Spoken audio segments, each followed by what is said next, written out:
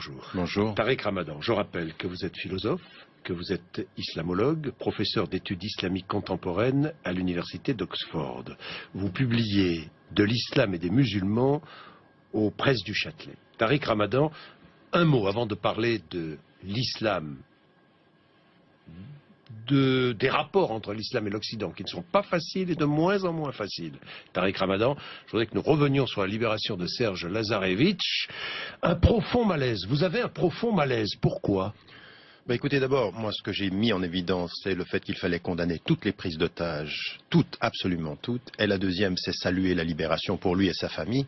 Maintenant, quand on va au fond des questions sur la dignité humaine, quand on a, je le sais par des sources maliennes, les choses étaient discutées au Mali avant que les choses arrivent en France et qu'il y ait la libération, il y a eu une négociation qui est allée jusqu'à l'acceptation de la libération de 4 personnes, dont un meurtrier qui a tué un gardien, et la famille de ce gardien se pose la question, à juste titre, est-ce que la vie d'un noir vaut moins que la vie d'un blanc, au point qu'on aille jusqu'à cette négociation. Alors, qu'on me comprenne bien, des négociations, il faut qu'il y en ait, il y a des raisons d'État, il faut qu'on négocie, mais il y a des limites aux négociations, il y a des choses qu'on ne peut pas accepter. Et cette façon de traiter les Africains, cette façon de traiter et les gouvernements africains, et d'ailleurs, c'est les premiers d'ailleurs qu'il faudrait critiquer, parce que si ceci est arrivé, c'est que le gouvernement malien s'est plié d'une certaine façon, eh bien, je trouve ça pas très très décent, et donc oui, j'ai un malaise. Est-ce que la vie d'un noir vaut la vie d'un blanc? C'est ce que vous voulez dire. Exactement. Au fond. Oui, je répète la question du frère du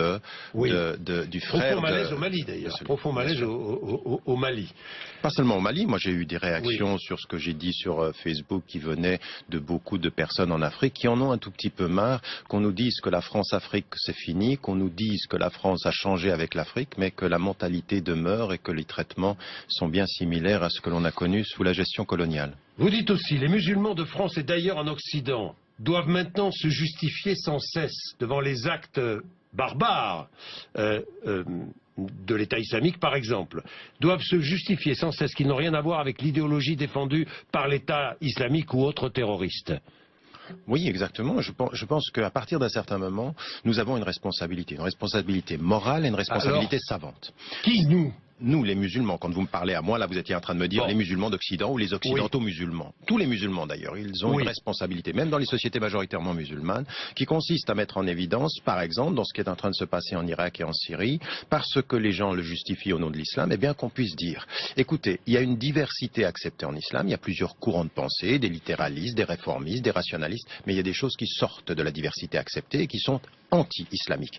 Je l'ai dit au moment des attentats, pas simplement ceux des États-Unis, mais ceux de Casablanca, et ceux de Amman et ceux de Bali, en disant tuer des innocents est contre l'islam. Et donc nous avons cette responsabilité-là, nous avons cette responsabilité. Mais d'un autre côté, nous avons aussi à ajouter une chose, c'est-à-dire que autant nous avons la responsabilité religieuse de dire ce qui est de l'islam et ce qui n'en est pas, que nous avons une responsabilité politique aussi, de dire attendez, parce qu'il y a des raisons à ça. Je veux dire, il ne faut pas rendre les choses dans leur essence. Les musulmans ne sont pas violents quand ils sont nés, comme les Américains ne sont pas violents quand ils sont nés. Ça vient aussi de processus, ou les Européens, ça vient de processus historiques et politiques. Je trouve très simpliste qu'on nous demande systématiquement de dire ah, condamner tout de suite, allez, condamner. Et on doit condamner tout de suite. Et puis, on n'irait pas aller chercher les raisons? On n'irait pas se poser la question de savoir, par exemple, attendez, je veux dire qu'à partir d'un certain moment... Ça veut dire quoi, Tariq Ramadan? Si on vous demande de condamner, c'est bien qu'aujourd'hui, il y a une incompréhension totale, pratiquement totale, entre le monde occidental et l'islam. Aujourd'hui. C'est vrai. C'est-à-dire qu'on vous demande, on ne réfléchit pas, on vous voit d'une manière tellement caricaturale, vous les musulmans, qu'on vous oblige à condamner. Mais vous devez condamner, Tariq Ramadan. On est bien d'accord, mais ce que vous venez de dire va exactement dans mon sens. On vous voit de façon tellement caricaturale que vous devez condamner. Alors on condamne, mais maintenant il faut sortir de la caricature. Je ne vais pas accepter toute ma vie que d'être une caricature dans l'esprit de personnes qui n'ont pas étudié. Vous êtes en train de vous isoler? Non, c'est-à-dire le contraire. C'est exactement le contraire. C'est l'Occident vous isole? Non, on est en train de devenir vraiment occidentaux. On est en train de faire partie du débat maintenant. Maintenant, on ne peut pas discuter à notre place. Pendant longtemps, il y avait un blanc quelque part ou une personne qui parlait à notre place. Jusqu'au mouvement des SOS Racisme, on avait des gens qui parlaient pour nous. Maintenant, ça c'est terminé. Maintenant, nous parlons pour nous-mêmes. Et quand nous parlons pour nous-mêmes, nous avons le devoir de prendre des positions claires quand il s'agit de violence, mais nous avons aussi le devoir de poser les choses sur le plan politique. Ce que j'ai dit, par exemple, sur le plan politique, et je le dis dans le livre, en tant que musulmans occidentaux, c'est de dire, mais moi je suis suisse, et toute ma culture, elle est française. À un moment donné, pourquoi est-ce que je gêne le gouvernement français? Parce que je ne vais pas me taire en disant, attendez, c'est parce que nous sommes musulmans que nous n'arrivons pas à faire partie de ce pays. Il y a des responsabilités politiques dans ce pays. La gauche comme la droite en France aujourd'hui ne sait pas régler la question sociale, la question éducative dans ce pays. Et donc elle culturalise, elle islamise le problème. Je le répète depuis 25 ans, donc je ne veux pas être une caricature. Quand on me dit aujourd'hui, mais pourquoi ces jeunes y partent? Pour deux raisons. La première des choses, identitaire? Non, la première des choses, c'est une très mauvaise compréhension de l'islam, voire une espèce d'endoctrinement et une mentalité. Alors pourquoi? Alors je m'arrête là. Pourquoi cette mauvaise compréhension de l'islam? Parce que l'islam n'est pas enseigné, mal enseigné. Parce que pourquoi? Mais justement parce que nous avons un travail à faire, nous d'explication, et qu'il y a aujourd'hui des gens qui travaillent en amont ici en France et que l'on laisse faire. Je voudrais vous dire une chose. Quand vous arrivez dans ce pays avec l'argent des pays du Golfe ou de l'argent saoudien, vous êtes mieux accueillis par le gouvernement français. Mieux accueillis que quand ça vient des citoyens français. Et après, on voudrait que ceux qui aient développé cette idéologie de eux contre nous, l'idéologie des salafis, elle est eux contre nous. Elle est en cercle fermé. Donc on discute avec les États, on laisse les États intervenir, et après on dit mais il faut éduquer les musulmans. Ben oui, on essaye de faire ce travail-là. Et la voix que je porte depuis 25 ans dans ce pays, qui est diabolisée, eh ben ça fait que du point de vue de cette compréhension d'un islam... Pourquoi est-elle diabolisée d'ailleurs cette voix? Mais parce que je les gêne. Je les gêne qui? Ben, je gêne trois catégories de personnes. La première, c'est la responsabilisation des politiques dans ce pays. La deuxième des choses, également, c'est de dire, moi, je ne suis pas un béni oui-oui. Je ne vais pas me taire. Je ne vais pas continuer à me justifier dans la condamnation des musulmans en disant, attendez, nous avons des responsabilités partagées. Où elle est votre action politique? Où elle est votre action sociale? Où elle est votre action de reconnaissance des citoyens à dignité égale? Un arabe qui parle le français comme les Français, ça gêne certains Français. Ça, c'est la première des choses qu'il faut dire. Puis il y a un troisième élément, c'est que j'ai toujours été du côté des opprimés. Alors on me dit, Tariq Ramadan est pro-palestinien. Il y a dans ce pays des lobbies qui n'aiment pas quand on est pro-palestinien. Il faudrait se taire sur Israël. Et on me dit, vous êtes pro-palestinien. Je dis, non, moi je suis pour les opprimés. Et je ne me tairai jamais sur des questions. Et je ne fais pas la différence entre un Palestinien, un Tibétain, un Rwandais. Je suis de ce côté-là. Et je ne me tairai pas. Et donc ça gêne certaines personnes. Voilà la diabolisation. Mais vous m'avez posé une autre question tout à l'heure sur laquelle j'aimerais vite revenir. C'est-à-dire la question religieuse, il faut y venir. Et puis il y a une autre chose qu'il faut dire. Pourquoi des jeunes partent? C'est qu'à un moment donné, mais écoutez ce qui est en train de devenir la France. À un moment donné, et même l'Europe, l'islam est devenu la référence négative. Et à un moment donné, on se dit, mais attendez, j'ai un doctorat, j'ai bac plus 8, j'ai fait tout ce qu'il fallait pour être un Français ou pour être un Européen, et systématiquement, je suis perçu comme un problème. Et pour certains, éduqués ou pas, avec des diplômes ou pas, eh ben, l'idée concrètement, quand même, oui, ils partent peut-être, mais enfin, il y a une rencontre avant de partir. Il y a une rencontre avec un discours, par exemple, salafiste, aux réponses bien tranchées, qui apporte peut-être une réponse à, justement, des problèmes identitaires, qui désigne un ennemi, qui confère même une impression de supériorité. Exactement. À ces jeunes. Mais c'est exactement ce que je suis en train de vous dire. Pour ces gens-là, pour les salafis, je suis même pas musulman. Je suis sorti. Vous regardez la littérature sur Internet, Tariq Ramadan, c'est un kafir. Kafir, ça veut dire il est un apostat, c'est-à-dire quelqu'un qui, dans leur vocabulaire, veut dire un infidèle. Pourquoi? Parce que je dis le contraire de ce qu'ils disent. Mais qui soutient ces personnes-là? Qui, en termes politiques, les laisse intervenir? Qui a besoin de leur argent? Eh bien, c'est votre gouvernement, très cher. C'est le gouvernement français, comme beaucoup de gouvernements en Europe. On se taira sur l'argent. Celui-là et le précédent? Celui-là, tous les gouvernements français, parce que l'argent n'a pas de couleur politique, vous le savez bien. Et même le Front National négociera avec tous ces États-là. Donc à partir d'un certain moment, si on veut, vous savez, ça fait 30 ans, je dis, l'islam français, l'islam européen doit travailler sur 3 dimensions. Indépendance politique, indépendance financière et indépendance religieuse. Il nous faut un islam d'ici, avec des penseurs d'ici, avec des imams formés ici. Mais pour faire ça, il faut qu'entre les gouvernements et les citoyens, il y ait de la confiance et non pas de la méfiance. Et que les musulmans se sentent occidentaux. Oui, mais que les musulmans... Alors, là, je vais vous dire, moi je parle de révolution silencieuse parce qu'au fond, c'est exactement le contraire. Vous savez pourquoi on devient de plus en plus un problème? Parce que nous devenons de plus en plus visibles.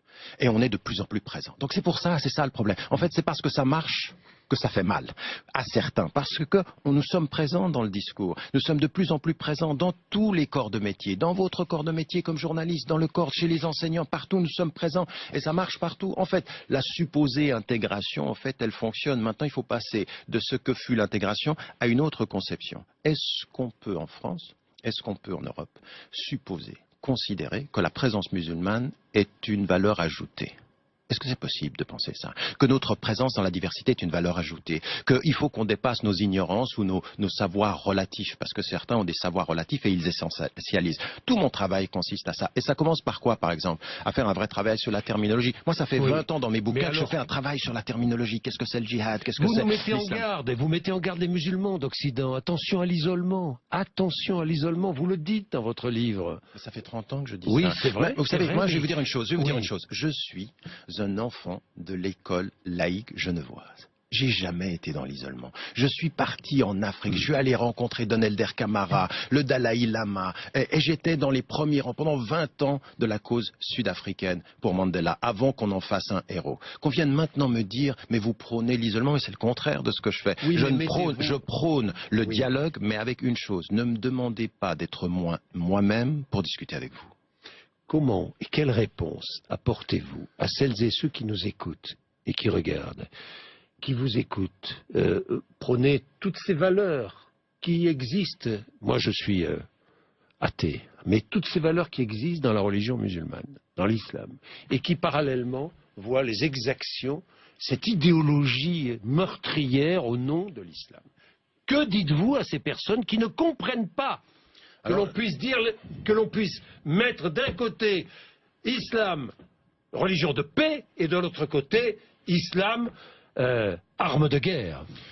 Je vais leur dire qu'il faut faire attention aux illusions d'optique. Si on réduisait, par exemple, la tradition occidentale, la civilisation occidentale, à ce que l'Occident a fait parfois dans les colonies, ou à ce que peuvent faire les Américains, ou par exemple on réduisait la tradition juive, spirituelle, mystique, religieuse, à ce que fait l'État d'Israël, eh bien on aurait tort. Parce qu'il ne faut pas réduire une religion à ce que les pires font ou les extrémistes font. Et ce qu'il faut que nous fassions, c'est pour ça que moi je dis souvent aux musulmans, arrêtez de répondre systématiquement sur ce que l'islam n'est pas. Dites la grande tradition spirituelle, la grande tradition mystique de l'islam, dites la grande tradition philosophique. Pas simplement Averroès, mais tous les grands philosophes, toute cette pensée. Dites également ce qui vous habite en tant que musulman, en tant que valeur. Et c'est pour ça que ce que je dis, c'est que notre meilleure réponse, elle n'est pas forcément verbale, elle va être sociale, elle va être culturelle. Le djihad social. Le djihad social, par exemple, c'est-à-dire que être du côté des opprimés. Moi, le djihad, vous savez, il y a 20 ans de ceci, nous avions lancé à l'île Maurice le djihad contre la pauvreté. Il y avait des bouddhistes, il y avait des chinois, il y avait des confucéens, il y avait des chrétiens. Nous étions tous ensemble dans ce travail-là. Pourquoi? C'est ce que disait... C'est fort, hein? Pardon? C'est fort, mais moi je le traduis de deux façons. C'est la résistance à ce qui peut être l'oppression ou l'exploitation ou la pauvreté et la réforme de la société. C'est un double mouvement. C'est l'effort dans la résistance et dans la réforme. Et donc nous devons, oui, être au premier rang de la résistance, du djihad social, de la résistance sociale dans ce pays. Et c'est pour ça que je dis aussi aux musulmans, ne soyez pas systématiquement présents quand on parle de l'islam, soyez présents quand on parle de l'école, soyez présents quand on parle de l'emploi, soyez présents quand on parle des femmes, soyez présents. C'est de ça dont il faut aujourd'hui. Et soyez présents quand on parle de la République. Exactement, bien sûr. Et des lois de la République. Et c'est pour ça que je dis au gouvernement français, vous savez, contrairement à tout ce que vous dites, j'aimerais bien qu'à traitement égalitaire, vous appliquiez la laïcité pour tous de la même façon, que s'il n'est pas une laïcité à géométrie variable. Je fais juste une petite parenthèse. Les crèches, vous avez vu ce petit débat autour des crèches installées dans des bâtiments publics en France? Il faut les déménager, ces Mais crèches? non, mais ça, je pense que on en est tellement arrivé à une espèce de vision. Je veux dire, la laïcité est en train de devenir une religion d'opposition à toutes les autres religions. C'est stupide, ça. La France, elle a une culture. La France, il y a Noël qui vient, et puis il faut qu'on comprenne qu'on va le célébrer, et que les crèches, ça fait partie de cela, et que ça ne devrait offusquer personne. Il faut arrêter. Il faut une république laïque de la diversité du visible, et non pas une république laïque de la neutralité dans l'invisible. On va pas pouvoir vivre comme ça. C'est pas possible. Tous ces jeunes qui partent combattre au nom d'idéologies qu'ils ne connaissent même pas d'ailleurs, d'une idéologie qui les entraîne dans une folie. Il faut les empêcher de partir, bien sûr. Il faut les empêcher de revenir ou pas? Parce que le débat s'est installé en France. Est-ce qu'il faut leur retirer la nationalité? Est-ce que... Non, moi j'ai été au premier rang du débat quand il s'est passé en Angleterre, quand il s'est même passé en Suède. Et ma position elle est la suivante, c'est-à-dire qu'on sait aujourd'hui comment fonctionnent les réseaux Internet. On voit même que des très jeunes sont impliqués là-dedans. Ils sont des victimes en fait. Comme vous l'avez dit, vous avez dit, ils savent pas. Et donc ils sont embrigadés, ils ont un lavage. Et donc là, il faut aller au cas par cas. Et donc il y a des gens, on se rend compte aujourd'hui, qui sont des vrais manipulateurs. On a le cas, par exemple, de 2 personnes qui sont parties au Maroc. Ça me vient des sources de l'État marocain. 2 sont partis, ils étaient ensemble dans l'avion, ils arrivent en Turquie, ils sont répartis. 3 semaines plus tard, ils se rencontrent sur le champ de bataille en train de se tirer dessus. C'est-à-dire, qui est en train de jouer à quoi? C'est-à-dire, il y a un vrai problème. Donc, il faut savoir que derrière tout ceci, il y a des vrais coupables et que ceux-là sont souvent aussi des victimes. Et au cas par cas, ce qu'il faut faire, c'est pas les rendre 2 fois victimes. C'est pas quand on revient, on les met en prison puis on les lâche comme ceci. Non, il y a un vrai travail d'accompagnement. Et je vais même vous dire une chose. Quelqu'un qui revient en s'étant rendu compte qu'il a été manipulé, il est utile. Il est très utile. C'est-à-dire qu'il devient quelqu'un qui peut aider les autres à ne pas partir. Et c'est ce que je dis aussi par rapport à ceux qui dévient sur le plan de leur compréhension de l'islam. Nous, les représentants musulmans, devrions être des partenaires. Le problème, c'est toujours la sensation, Tariq Ramadan, que l'islam de France est mal représenté. Quelles sont les voix qui parlent au nom? Est-ce que, d'ailleurs, des voix doivent parler au nom des musulmans de France? Non, des voix parler au nom comme ceci. Mais on n'est pas des représentants, mais attendez. Vous, Tariq Ramadan, vous êtes une voix écoutée. Par les musulmans de France. Mais le problème, c'est que je ne suis pas écouté par votre gouvernement, je suis même diabolisé, je n'ai accès à aucune de vos universités. J'interviens dans toutes les universités du monde, à l'exception de la France. Quand même, l'exception française, elle est moche, là. Pour ce dont on a parlé tout à l'heure, c'est-à-dire que je représente quelque chose qui est gênant. Maintenant, sur le plan du terrain, il faut aujourd'hui que le gouvernement, comme les mairies, comprennent qu'il y a des gens sur le terrain qui sont plus représentatifs que d'autres. Maintenant, si on choisit, je veux dire, cette façon coloniale de choisir des représentants, je veux dire, je ne vais pas citer de nom pour être poli, mais je veux dire, quand c'est risible ce qu'on nous présente comme les représentants de l'islam de France, quelqu'un qui ne peut même pas parler le français, qui n'est écouté par personne, mais qui est choisi par le gouvernement. Tant que le gouvernement choisit à qui il parle, au nom de qui ils veulent que ce représentant parle, ça ne va pas le faire. Tariq Ramadan, quelques mots, parce que dans votre livre, vous faites allusion à la situation des femmes dans l'islam, dans le monde musulman. On a beaucoup parlé des femmes à l'occasion de ce conflit en Syrie, en Irak, avec cet esclavage affiché, revendiqué par l'État islamique, Tariq Ramadan. Que dire? D'abord, il y a 3 choses à dire. D'abord, du point de vue des références musulmanes, l'interprétation et les interprétations qui existent, pour beaucoup, sont problématiques. Donc, il y a un vrai travail. Moi, je l'ai écrit dans un livre qui est musulman. L'interprétation du Coran, l'interprétation de la tradition prophétique et l'interprétation des sources à travers les sociétés patriarcales. Là, il faut faire un vrai travail. Et moi, je suis pour le processus de libération des femmes. Je me suis positionné sur la question même du féminisme, c'est-à-dire la libération des femmes. Mais pas simplement sur les tenues vestimentaires, sur l'accès à l'emploi, sur les salaires égalitaires. Tout ça, il faut qu'on fasse un travail à la source. Ensuite, il y a un travail dans les sociétés majoritairement musulmanes, où il y a un travail à faire entre religion et culture. On a un vrai travail à faire. Et puis, il y a un 3e élément aujourd'hui, qui est effectivement l'instrumentalisation des femmes et tous ces processus-là d'esclavage.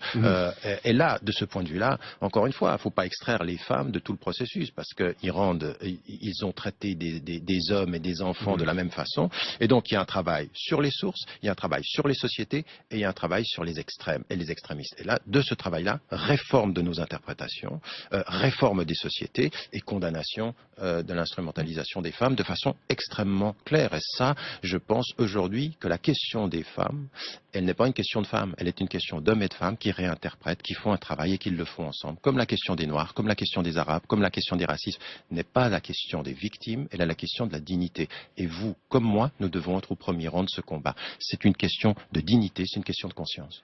Tariq Ramadan, merci. De l'islam et des musulmans.